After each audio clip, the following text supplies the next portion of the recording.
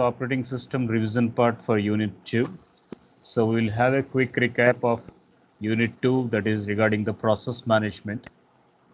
So as far as process management is going to concern, it takes up the concepts of process, the definition of a process, process scheduling, operations, inter-process communication, multi-threading, scheduling criteria, and the different types of algorithms, FCFS, SJF, priority scheduling, round robin, multi-level queue scheduling, and how the evaluation is going to take place.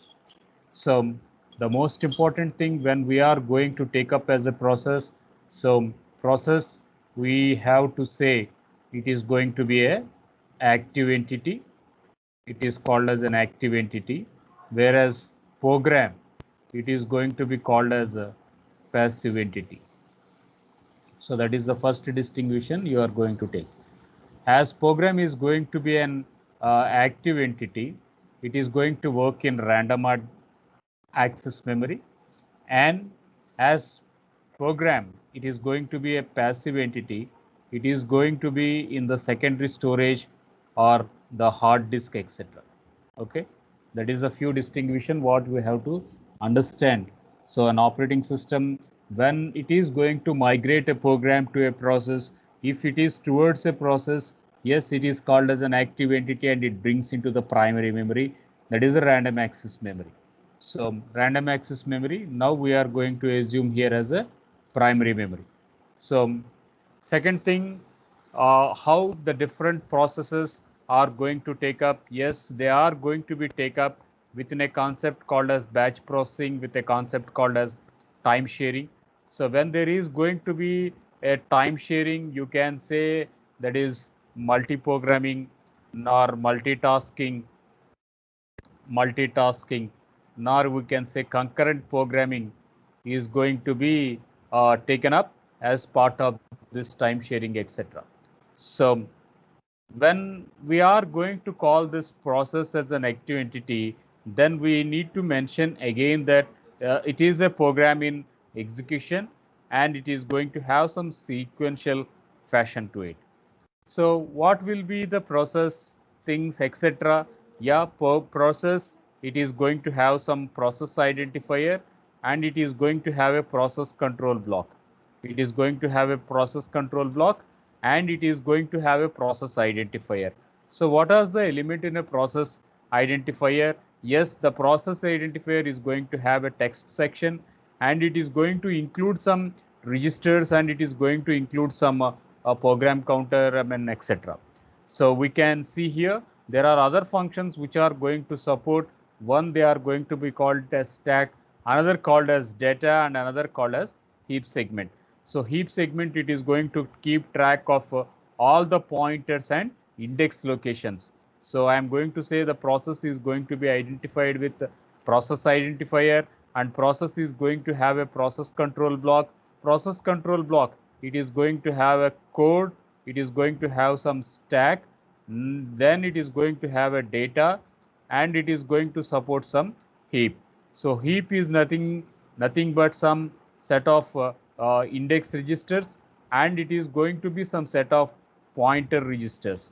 Along with this, it is going to have some temporary registers, and these temporary registers, they are going to point out as program counter, which it is going to hold address of the next instruction pointer, which it is going to hold the address of the present instruction. So program, second division we are going to discuss, it is going to be a passive entity and it is going to be stored in hard disk, etc. So when it is going to be for a execution, then it is going to be migrated as active, and when it is going to be active, it is called as a process. So we can have two or more process, and two or more process we are going to support, they can be a concurrent programming. Here is a discussion where stack, it is going to deal with the CPU and it is going to use in a order called as it is going to use in an order called as last in and first out. So we do have some push and pop operations, we do have some push and pop operations which are going to be taken place. So via this it is going to give an input to the central processing unit, and it is going to see that the program is going to be executed.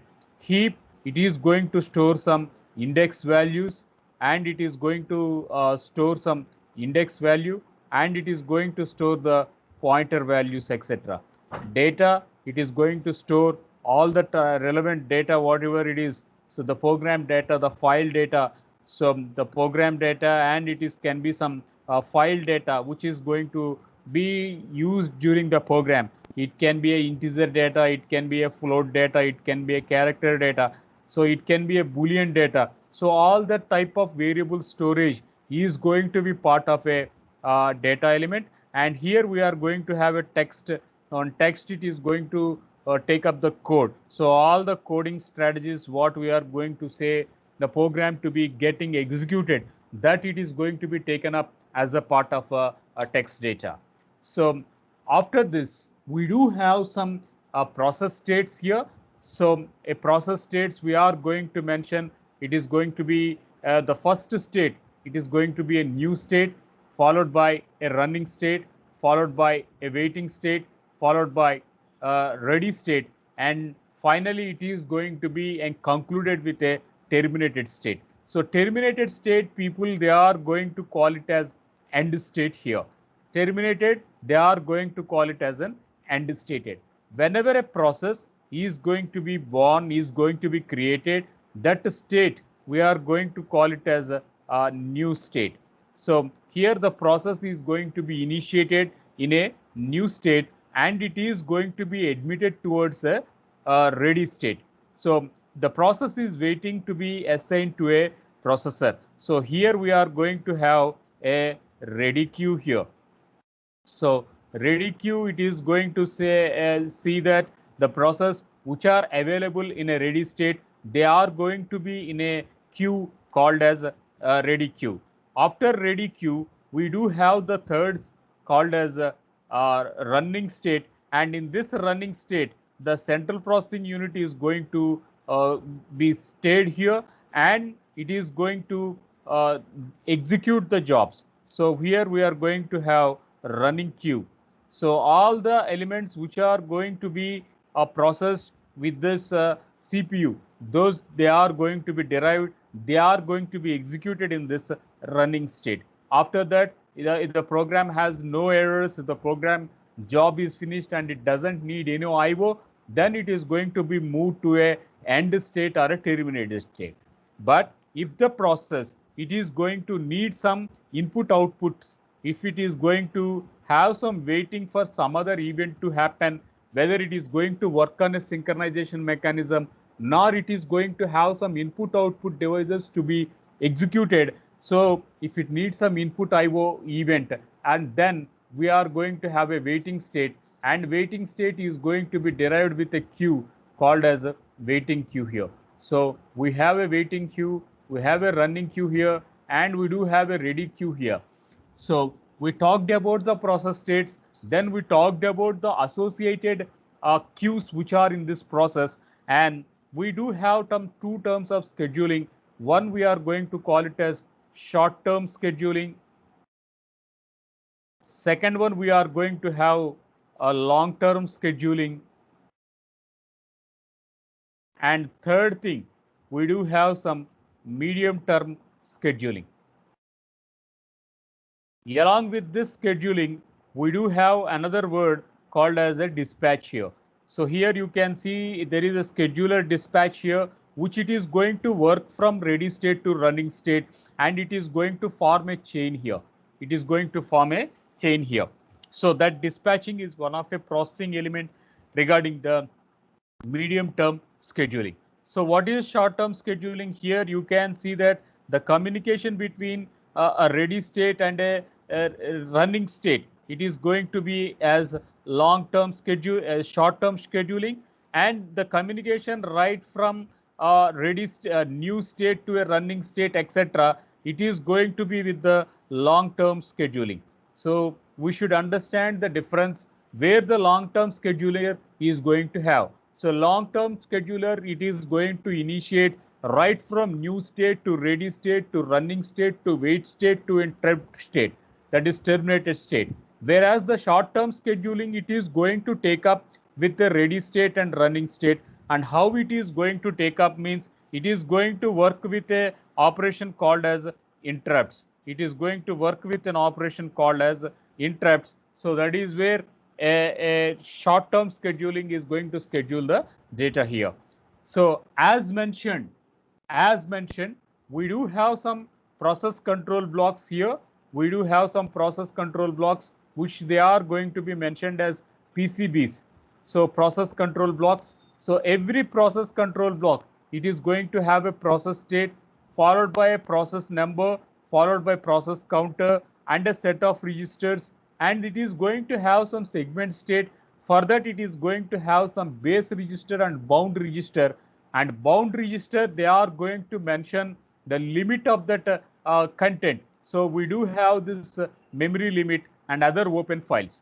So the first, let us look into dig deep into what are the entire elements of process control block. So process, it is going to be called it as lightweight thread, and it is going to be called as task. So either a process, either a lightweight thread, nor a task, whatever you call, it is going to be replicated towards a program which is under execution. So if it is going to be an active state, then we are going to assume it is as a process here. Okay, fine. Now let us look what will be the process states here. Let us look into what will be the process states here.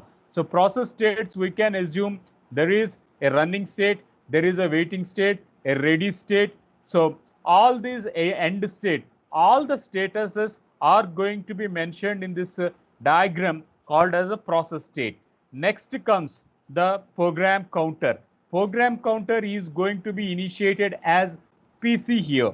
Program counter is going to be initiated as PC here, and PC, it is going to hold the address of the next executable instruction. It is going to hold the address of the next executable instruction. For example, if I am going to have 100, 101, 102 like this. So this is the addresses. Now we do have a relationship between two elements. One, we are going to say a current address, which it is going to be carried out by instruction pointer. IP stands for instruction pointer here, and the later on we are going to call it as a PC, which it is going to hold the address of next instruction, and PC, it is going to stands for program counter. So now let us look deep here. So assume that IP is going to hold 101. So that is the current executable address with the central processing unit is going to be held at 101. Then program counter will be the address of the next executable address. That is, we are going to say it is 102. So always there is a relationship between these two elements. One, the instruction counter, which it is going to hold the address of the current executable instruction, where the program counter, it is going to hold the address of the next executable instruction. Later on, we do have some scheduling information, which it is going to stock with some priorities, talk with scheduling queues, etc. So after this, we do have the memory associations towards the segments of a process that it is going to be taken care via the memory management unit, which we are going to call it as allocation of a process. So next we have accounting information, and that accounting information, we do say it is going to take up with this scheduling, that is CPU, how much cycles it is going to use, how much cycles the CPU it is going to use, what was the clock time, etc. So the elapsed time. So all those elements are going to be part of this accounting information, followed by the IO status, whether it is going to mention how many files are still open, how many files has been processed. All those elements are going to be taken place. So now we do have another word, important word, which is going to be associated with this process scheduling. One, we are going to call it as context switching. So context switching, we as simple as such, it is switching between multiple processes. Switching between multiple processes, we are going to call it as context switching. Switching between multiple processes is going to be input of this context switching, where we can see process P0 is there, process P1 is there, and when a process is going to be done, it is going to be done as mentioned with system calls, nor it is going to be happen via the interrupts. One, it is going to happen via the system calls, or it is going to happen via the interrupts. So what is the thing, what is the duration where this context switching is going to happen? Suppose that CPU is going to execute P1. So P1 is going to be executed, and meanwhile P2 comes and it has to move from P1 to P2, and it has to move from P1 to P2. So what it is going to do is P1, it is going to put it into the stack, what it is going to store it temporarily in another memory locations. So the PCB, everything, it is going to push to some other memory locations. So that is where we say it is swap out. Next, it is going to make a swap in operation, and it is going to pick up the process P2, and it is going to update its PC, and it is going to update its instruction pointer, and it is going to start executing. Then it is going to start executing the process. Here in this case, it is going to put in an operation called as suspend. Later on in this case, it is going to move to a word called as resume operation.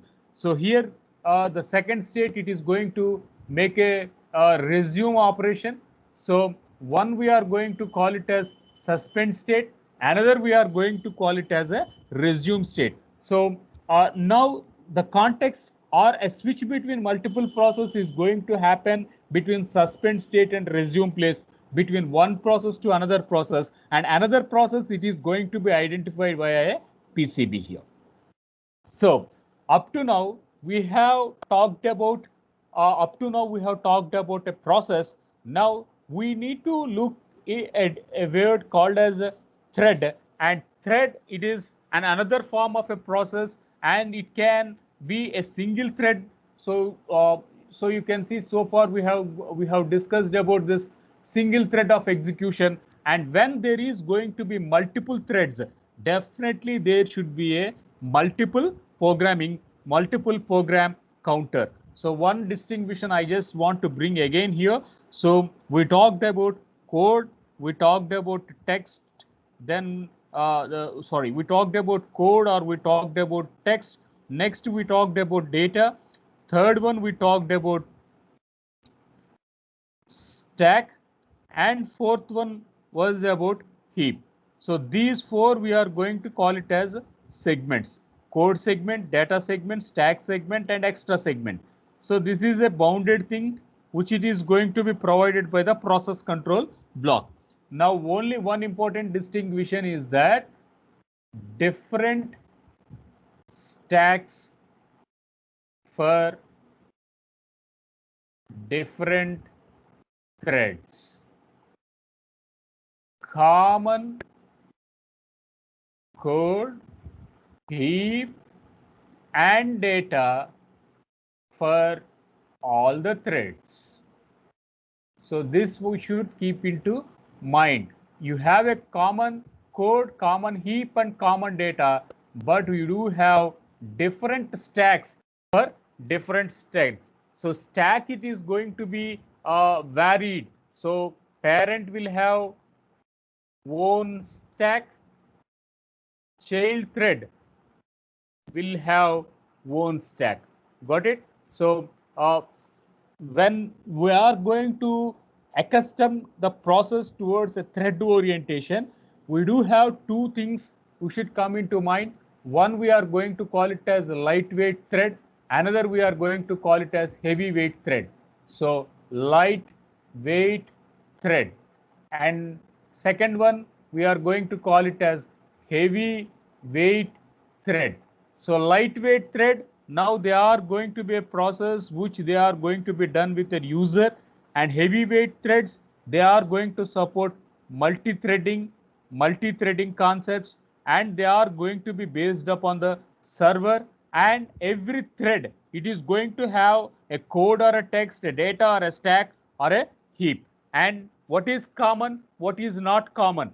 Common is code, heap, and data. What is not common? Stack is not common, and stack, it is going to be different for a parent thread nor to a child thread. So that distinction you should keep into mind when you are going to distinguish between multiple threads, etc.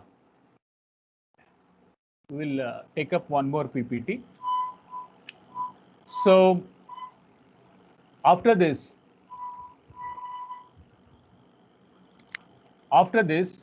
we do have a second thing, that is the process scheduling.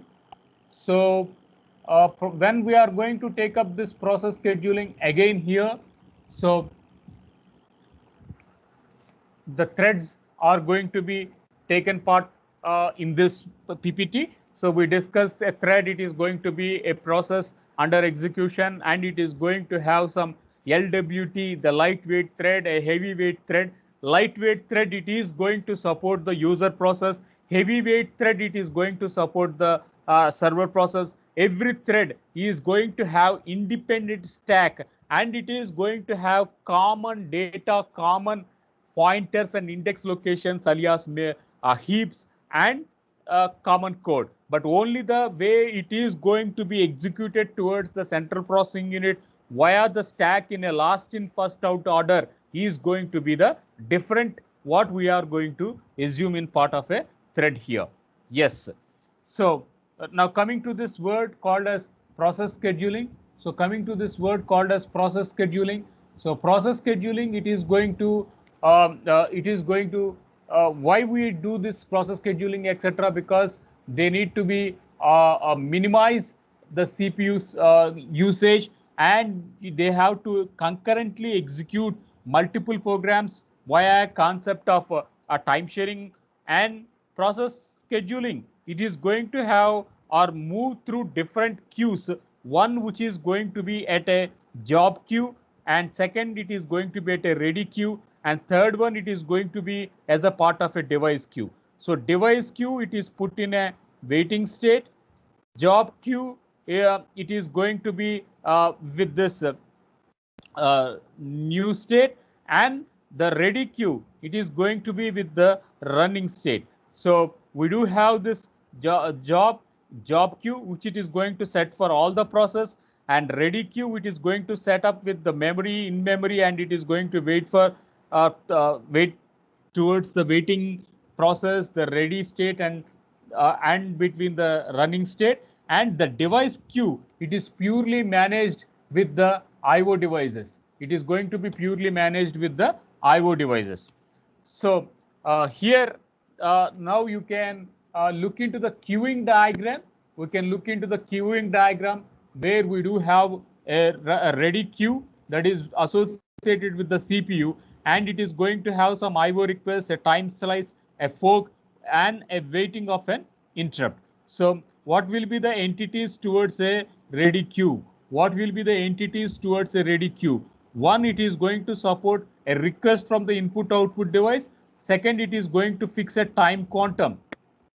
It is going to fix a time quantum, assume some 10 milliseconds. So like that, it is going to fix a time slot, and it is going to use some round robin. It is going to use some round robin algorithm so that it works with multitasking, etc. Then it is going to bifurcate a parent thread with a child thread, and that it is going to be done with this fork command, which is fork command that we are going to call it as parent and child thread. After that, we do have the system calls. They are going to be processed with this in form of interrupts. So interrupts, they are going to be an external sequence which it is going to put the current state into a suspend state. It sees that the whatever the job came via an interrupt, that it is going to be executed first and it is going to be taken up. So interrupts, yes, they do have software interrupt, hardware interrupt. So it is going to have an external factor. We say it is a hardware interrupt. If it is going to be taken in part of a program, then we are going to call it as a software interrupt. So those all are going to be processed via this ready queue and the IO queue here. Yeah. After the process states, now we do have schedulers. Now we do have schedulers here. So as mentioned, schedulers, they are going to be one as short-term scheduler, nor they are going to be called it as CPU schedulers. Second one, we are going to call it as long-term schedulers, which we are going to call it as job schedulers. Third one, we are going to say jobs. They if they need more IO and less CPU, then we are going to call it as IO burst process. If the jobs they need much CPU time rather than IO transfer time, then we are going to call them as CPU bound jobs. So CPU is executing bulk of a program, less of an input output is going to take place. Then we are going to call that process as a CPU bound job. If CPU time will be consumed less, but much of an activity it is going to take up with input and output operations, then we are going to call that one as an IO bound job. So we can assume that the long term scheduling, it is going to have a good mix of both the IO bound job and a CPU bound job. So what stage this long term scheduling is going to be taken place? So long-term state, it is going to be taken place with this ready queue. And what is the location where this short-term scheduling is going to be taken place? So short-term scheduling, it is going to be taken place at the running queue, and almost the things are going to be very fast. That too, they are going to be measured in this milliseconds, etc. So along with the short-term scheduling, along with the long-term scheduling, we do have one more scheduler, and that scheduler we are going to call it as a medium-term scheduler. So medium-term scheduler, it is going to say much of a trashing activity, which it is going to be doing as swapping operation. So swapping operation, it is going to have both swap out and it is going to have both swap in. So where you can see that the partial executing, partial ordering of information is happening between swapping and swap out. So here you can see that CPU, it is going to work with one a ready state, that is a ready queue, and another it is going to move a swap out operation with this IO queue. So one state it is going to make with ready queue, another state it is going to make with an IO queue. There itself the partial execution is going to take place, and that it is going to be illustrated in form of medium term scheduling. So just now we talked about context switching. So context switching is a switching where the process is going to be moved from one position to another position, nor one job to another job. So right from first job to another process, then we are going to call that word as context switching. So while it is going to make a context switching, it is going to save the state. It is going to make a save operation of a state up to which process it has done. That means if there are 100 lines of a code, in the 100 line of a code, at 15th, it got a swap operation. Then it is going to pass that state, then it is going to pass that state, and it is going to save that state, and it is going to apply this context switching operation. So context, it is going to happen here, and you can see it is purely dependent on a hardware troubleshooting, etc. After this, after this, we take up one more topic here.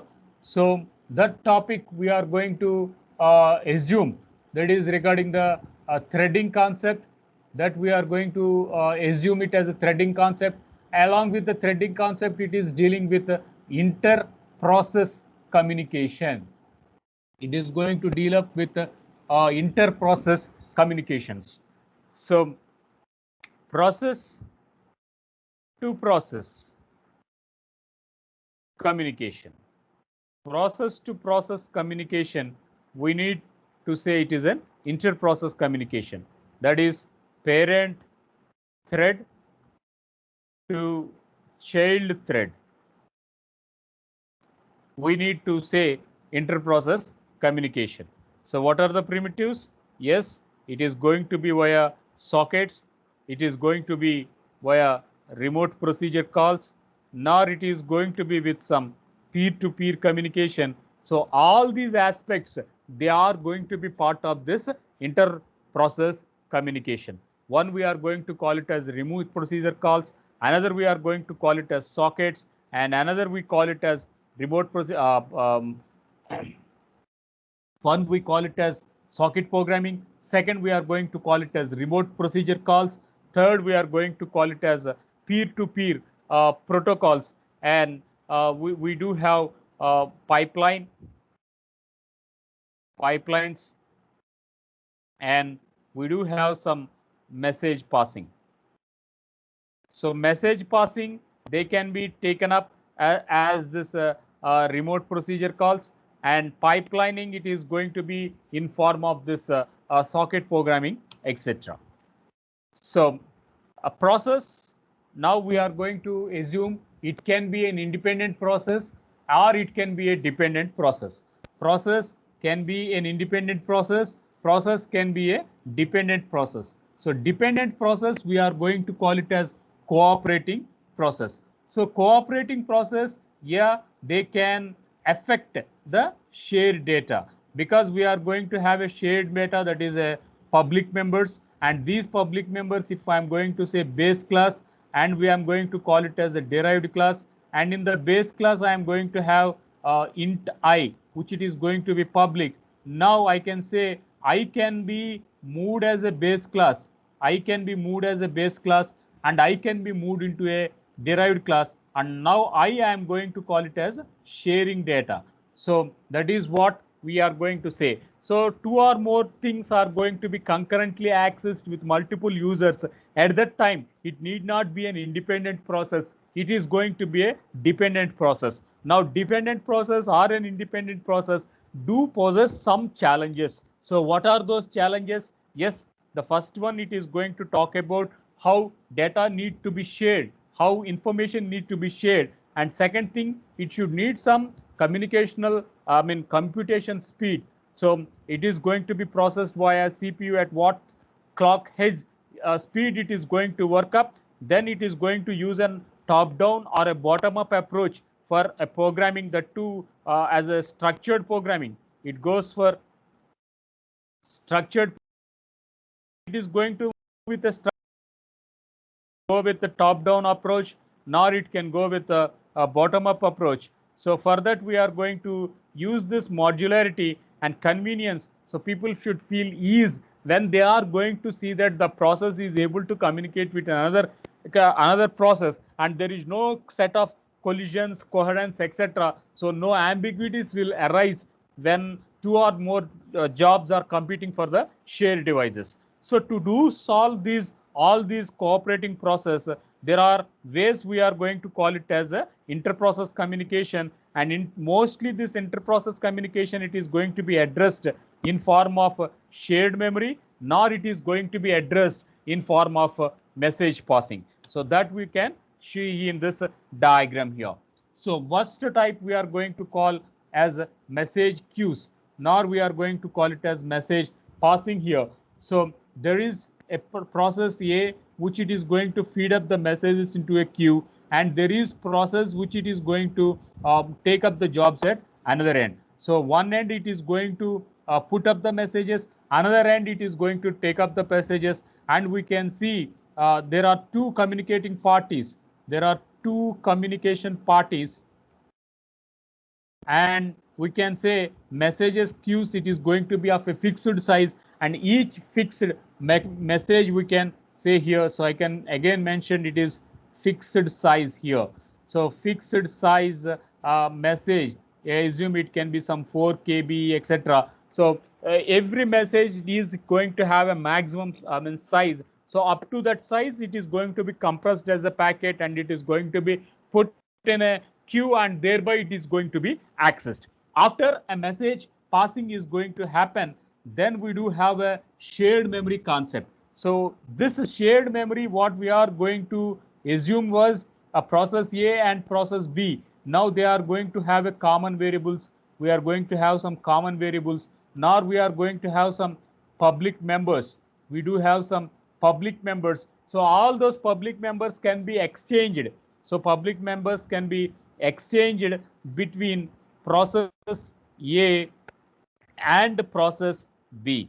So public members, they can be exchanged between process A and process B. And who is going to take up all these activities? Yes, we do have a kernel.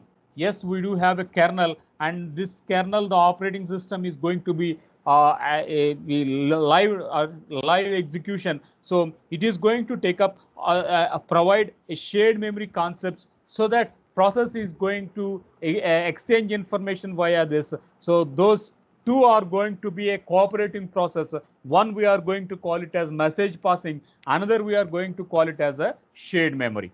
So cooperating process, so we do have cooperating process, it can affect the other programs, and we have independent set of programs which it is going to cannot affect, and cooperation factors it can affect, or it can be affected by another processes. So what will be the advantages? We just talked about. It can be information sharing, it can be computational speed, it can be top down approach or a bottom up approach, and the ease of interaction between multiple users. So all these, they are going to be a part of this inter-process communication.